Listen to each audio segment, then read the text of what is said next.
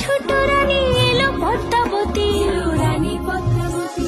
রাজার আরো 6টি রানীর ছিল না সন্তান, পদ্মাবতীর কোলালোতে মিলল সমাধান। বছর যেতে জন্ম নিল 7 ছেলে 1 মেয়ে, হয় খুশির আকাশ হঠাৎ কালো মেঘে গেল ছেয়ে। হিংসেতে যায় জ্বলে পুড়ে বাকি 6টি রানী, যুক্তি করে ঘটায় ওরা 7 কুমারের হানি। সুযোগ মতো 7 ছেলেকে মাটিতে দেয় পুঁতে, বাঁচে একা পারুল, ওরা পায় না তাকে ছুতে। ধাইমা বাজায় সেই মেয়েকে বড় করে তোলে, 7 ভাইকে পায় যে পারুল 7টে চাপা ফুলে। এত কিছুর পরেও রাজার বিপদ যে কাটে না, সূর্য নগরে সুখের সূর্য আর ওঠে না।